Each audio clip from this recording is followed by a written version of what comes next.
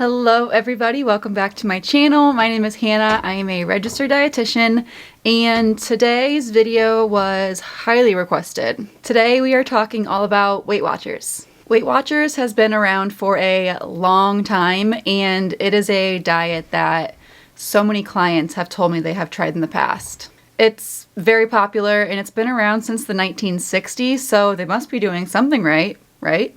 But is their popularity due to actually being effective, or because Weight Watchers doesn't actually teach you about healthy eating and you just get into the cycle of weight gain and weight loss? I'm so glad that you guys requested this video. I cannot wait to talk about yet another diet, and we all know I have a lot to say, so let's get into it.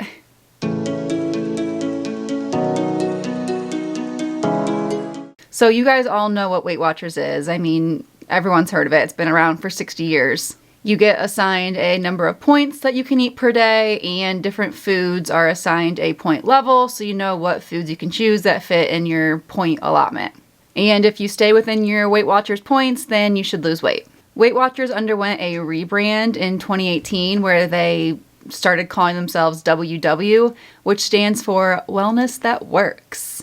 So now, instead of just talking about your food choices, they also incorporate healthy sleep habits, mindset work, exercise, all those things that make it more of a lifestyle than a diet. They also shifted their point system a little bit, which honestly is one of the big flaws, I think, of Weight Watchers. Their point system is changing all the time. Some days avocados are 0 points. Other days they seem to be super high in points. I just can't keep track of what foods are good and what foods are bad, according to Weight Watchers. We all know here that food has no moral value. But the fact that their point value is always changing is part of the reason why people are always coming back to them and have been on Weight Watchers for years. Because following the point system doesn't actually teach you how to eat and make balanced food choices. This is part of what has made them so successful and what has kept customers coming back for years and years, and what led to them being able to afford having Oprah as their spokesperson. I have a lot to say about the points. That's kind of the big chunk of this video. So let's get into the point system specifically. So Weight Watchers is now doing what they call personal points, where essentially you answer some questions about your habits and they assign you your own individualized plan. And this correlates to a certain number of points. Most of the Weight Watchers website is just flooded with buzzwords like groundbreaking, scientifically backed, individualized, personalized. All these words that make you feel like it's some crazy thing, when in all reality, it's just a new fancy way of restricting your calories. But Hannah, on the website it says, eat what you love, nothing's off limits. Yeah, it's not off limits until you're out of points for the day and you're stuck deciding between honoring your hunger cues or going over your points and feeling like you failed.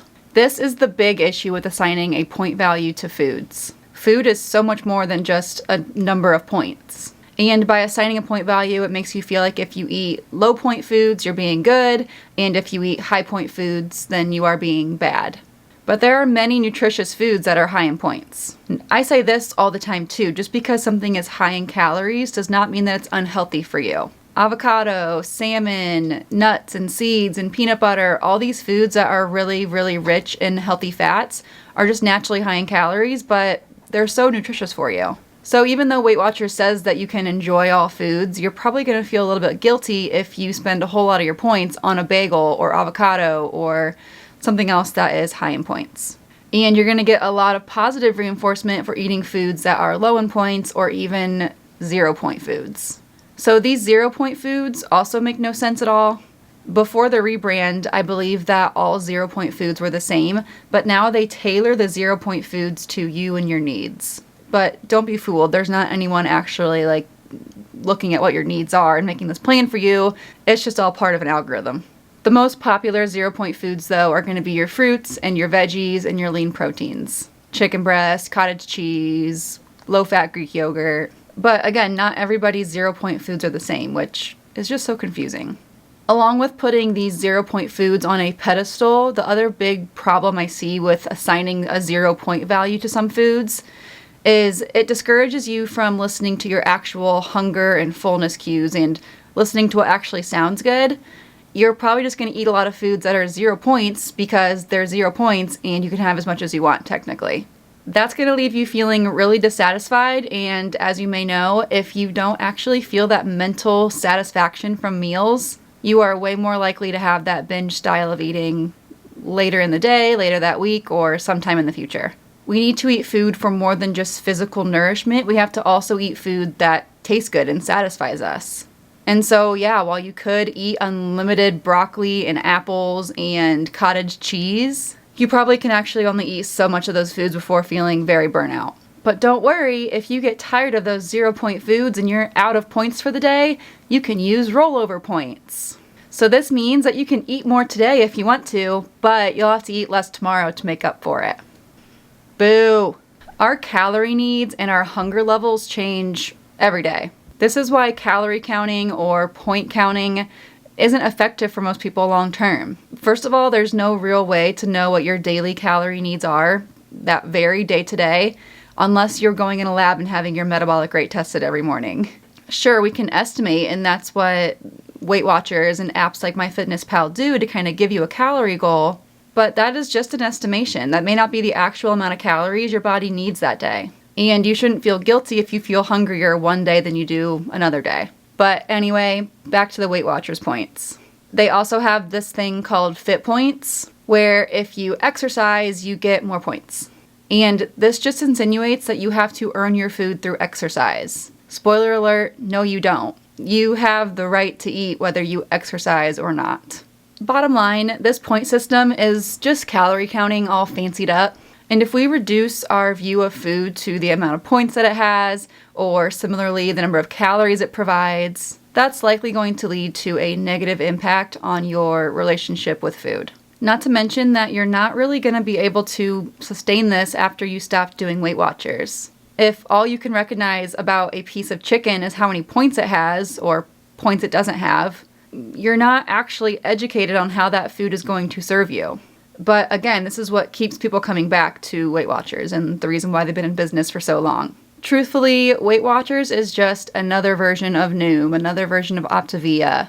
It's just another company making calorie restriction look more cool, so you buy into it and feel like you're doing something new that actually might work. But also, just like Noom and just like Optavia, if you follow Weight Watchers, you are likely underfueling your body, slowing down your metabolism, making it difficult to maintain that weight, and again, negatively impacting your relationship with food.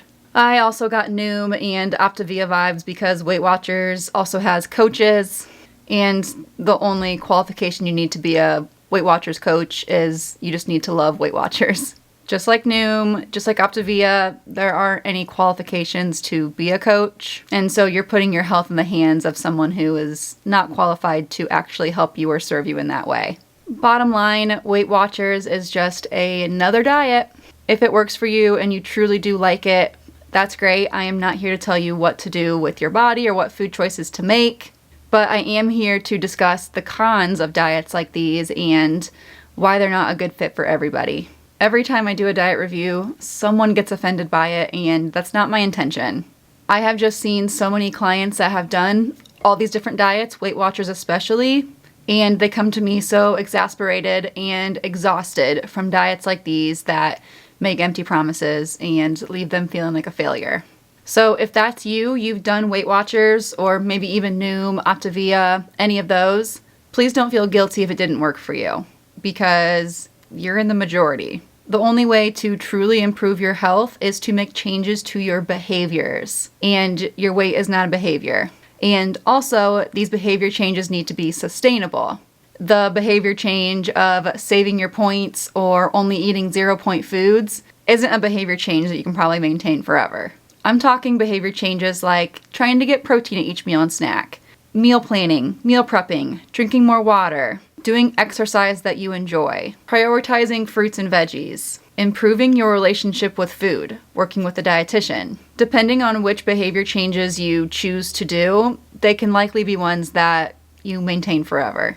Like I always say, if you can't do a diet forever, it's not even worth starting. Okay, that was Weight Watchers. I now have a video to refer to, and y'all ask me about Weight Watchers, so thank you guys so much for watching this video. Don't forget to like it if you enjoyed it.